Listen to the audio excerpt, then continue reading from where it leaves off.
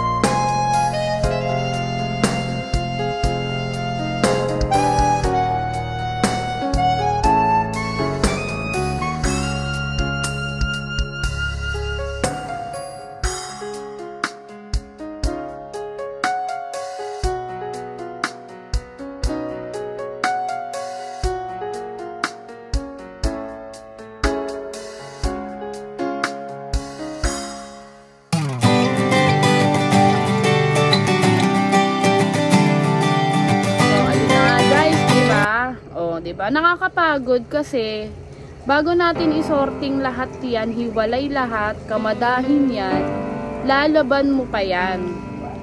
Hindi lang talaga yung laban na winashing mo lang. Kukusutin mo pa 'yan, kung maaari nga kaya ko pa siyang i-brush eh. Kaso naisip ko kasi sobrang pagod na ako. Once na napagod na ako, baka hindi ako makapagtinda kinabukasan. Hindi ako makapag-live. Hindi ako makapag-post sa GC. Diba? Sayang naman yung kita, diba? Kung sakaling hindi tayo makakapag-upload ng gano'n.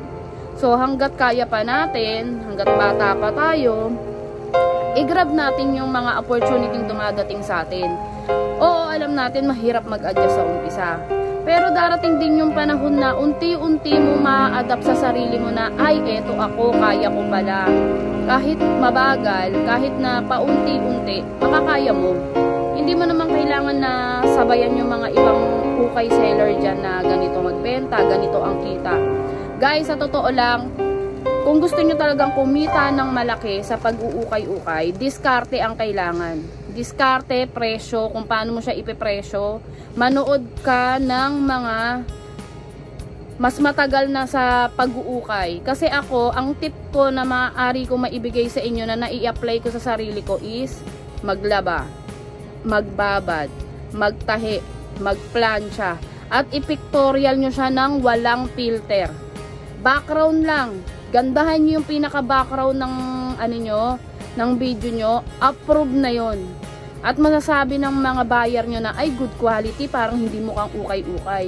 Sa Shopee ko, sa mga feedback sa akin, ang gaganda ng feedback sa akin, mukhang hindi ukay-ukay. Meron mga minimal na mga may butas na hindi ko talaga masyadong nakikita talaga. Doon talaga, hindi mo maiiwasan yun sa mga ukay. Lalo na kung ang nag-rate sa'yo is pang brand nyo yung isip, pang brand nyo yung mga damitan niya, hindi siya bagay sa ukay-ukay.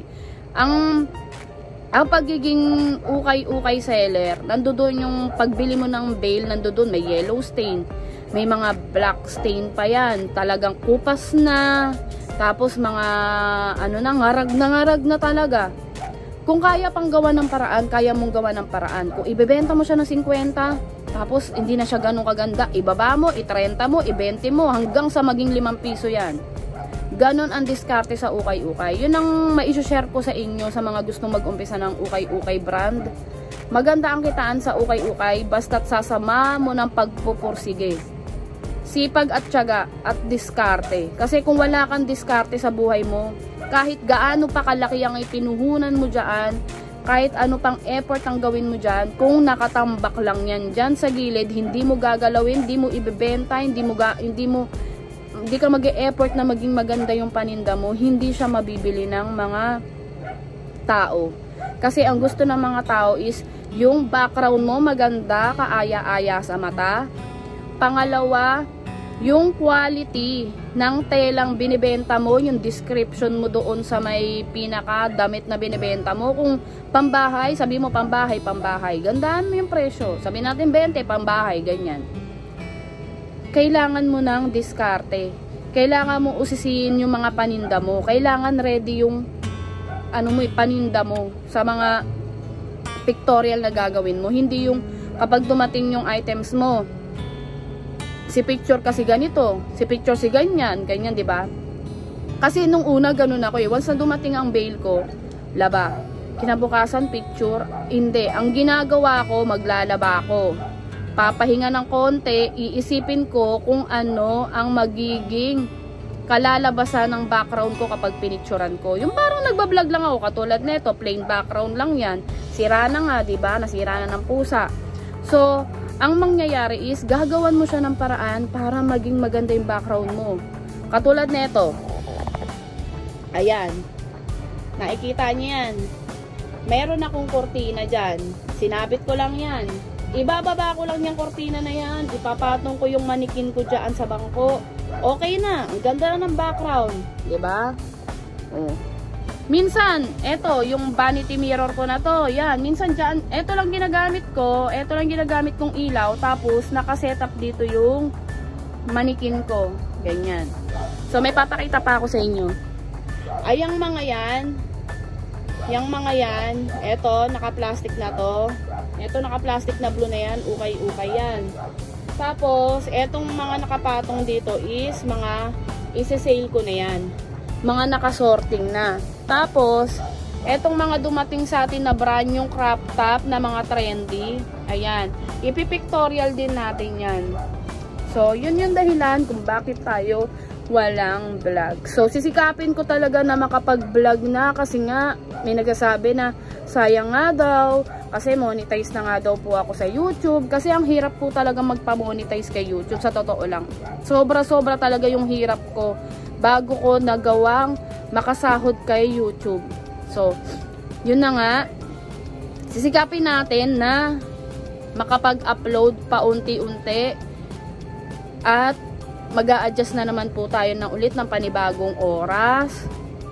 So, ayun. Pero importante pa rin na alagaan natin yung mga sarili natin. Hindi na lang laging negosyo, pagtitinda, ayan, pag-uukay-ukay, pagsisell, online, ganyan. Ingatan din po natin yung mga sarili natin kasi iisa lang po ang katawan natin. Hindi natin may iwasang magkasakit. Totoo yan. Hindi natin may iwasang magkasakit. So, sa mga mag-uumpisa pa lang pong mag-ukay-ukay, yun po yung tips na pwede kong ma-share sa inyo. Labahan nyo. Pag may sira, may damage, sobrang damage, itapon nyo na.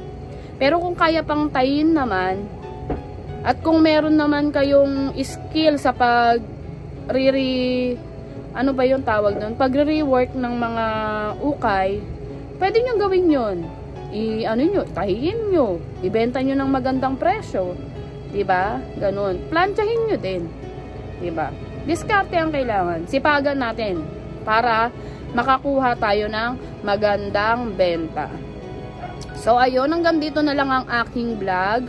Thank you sa mga panonood ng mga dati ko pang mga videos. So, ayan. Ulitin ko. Sisikapin po natin makapag-upload talaga. So, ngayon, ito muna po ang aking maibabahagi sa inyo. Keep safe po everyone. Happy New Year. And happy fiesta po sa lahat ng mga taga-Tondo. So, ayun. Don't forget to subscribe to my channel and then click the bell button para notified kayo sa mga darating pa nating mga videos. So, bye-bye!